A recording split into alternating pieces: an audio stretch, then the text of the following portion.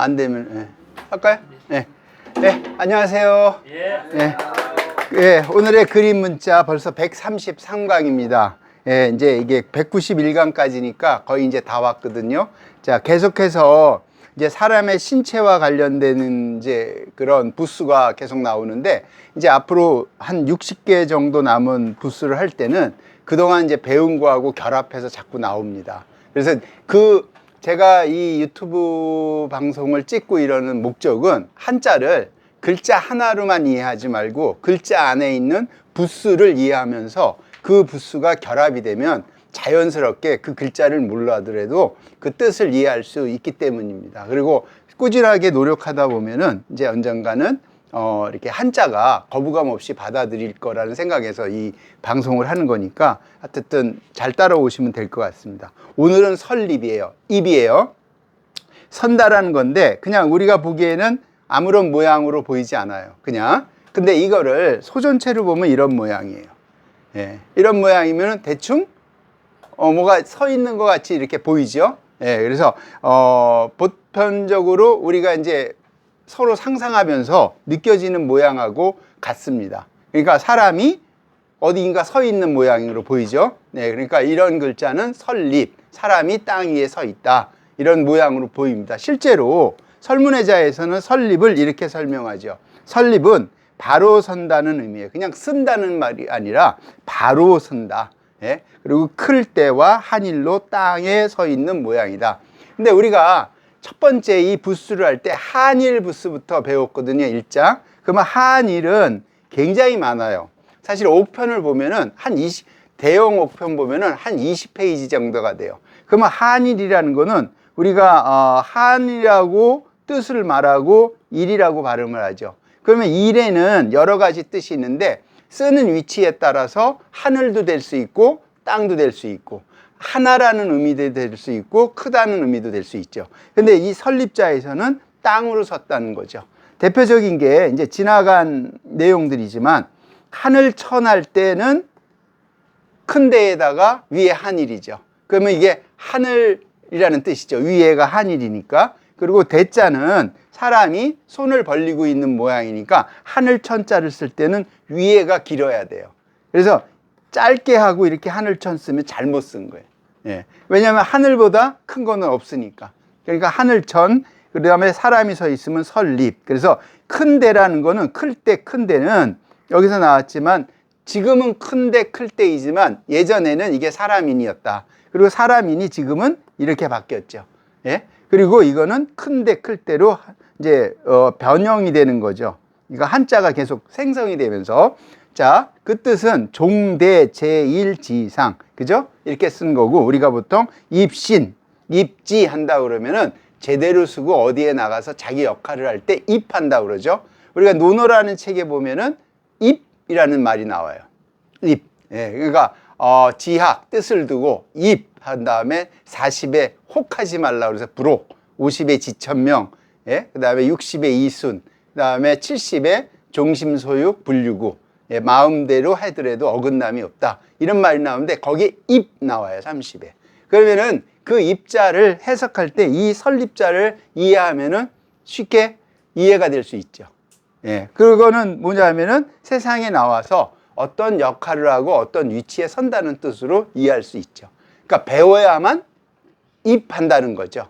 안 배우고는 입 안 된다는 거죠. 결국은 학문의 뜻을 두고, 그러니까 학도 여러 가지 종류인데 아무튼 논어에 나온 거니까 입이라는 게 그럼 말하자면 경전의 문구를 해석하고 또는 이해하는데 나 나름대로 이해할 수 있다는 거죠. 이 입자를 알면.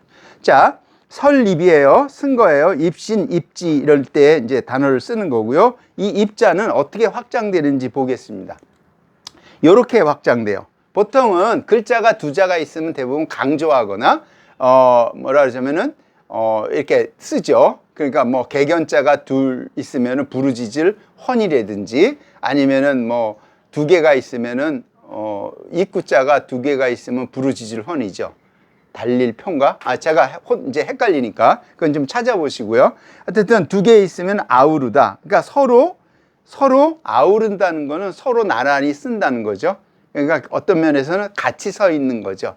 아우를 때, 나란히 한다는 거는 아우를 때 저기 하는 겁니다. 그러니까 어떤 의미에서는 우리가 앞에서 사람 인자 두 개면 따를 종이라고 그랬죠. 이 따를 종자 배웠습니다. 그리고 이게 뒤로 이렇게 하면은 이게 비자라고 그랬죠. 예. 그러니까 비교할 비자. 그러니까 아우른다라는 거는 같이 쓸 수 있어야 된다는 뜻이죠. 병약. 그러니까 혼자만 서 있는 게 아니라 같이 서 있을 때 어떤 이게 힘이 난다 이런 뜻으로 이해할 수가 있습니다. 그래서 이런 단어는 병렬, 병립, 같이 서 있는 거를 양립한다 그러죠. 예. 서로 서 있는데 서로가 달라요. 서로가 다른데 다른 게 공존할 수 있다라는 의미로 해석이 되는 거죠. 우리가 나하고 다른 경우에는 늘 배척을 해요.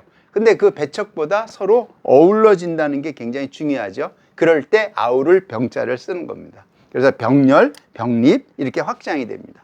자, 또 이제 입자는 어떻게 확장이 됐냐면 이렇게 돼요. 입에다가 깃우자예요.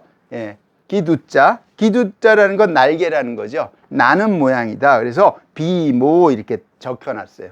그래서 새날, 그러니까 새의 날개 또는 도울익, 새날익, 도울익입니다. 그래서 나는 거, 그러니까 이길 할 때 이게 뭐 많이 나오지는 않지만 갖고 경전해 보면 이런 익자가 있어요. 그러니까 바로 서갖고 잘 날라야 된다라는 뜻이죠. 그리고 대표적인 게 이제 습자가 논어에서 보면은 이렇게 쓰죠. 예, 기두자에다가 일백백자 또는 흰백자죠. 아니면은 이거를 해석하면은 백자는 스스로 자자도 되거든요. 예. 그러니까 이게 흰백자 또는 일백백자로만도 해석할 수 있지만 이게 스스로 자자로도 볼 수도 있는 거예요. 그러니까 나는데 어떻게 난다? 유명한 논어의 시작이잖아요. 학이 시습지 불력 여로 배우고 때때로 익히니 어찌 기쁘지 아니하는가 보통 해석이 그래요. 근데 배우면은 스스로 어떻게 한다? 날르라고요. 네. 그렇게 해석할 수도 있는 거예요. 스스로. 그러니까 연습을 하고 학습한다는 건 많이 한다는 건 맞는데 스스로 공부해서 스스로 깨달아야 된다라는 뜻으로 해석할 수도 있어요. 그러니까 이제 기두자가 나와서 이제 연관되는 글자를 제가 이제 이렇게 뭐라 그럴까요? 설명드리는 겁니다. 그러니까 이것도 백도 인양 백, 하얀 백인데 이렇게 하면 일백백이죠. 문장 안에서 다 쓰임새가 다르죠. 그 다음에 스스로 자자도 된다라는 뜻이죠.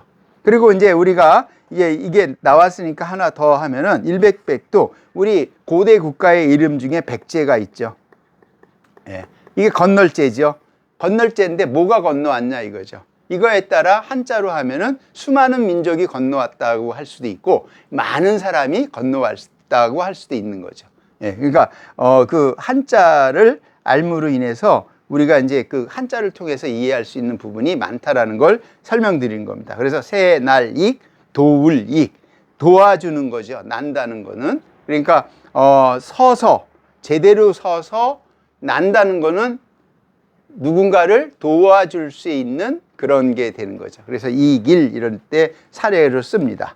용례로요. 자, 그 다음 단어는 이겁니다. 위치위예요. 쓰는데 사람인을 해갖고 더 강조를 한 거죠.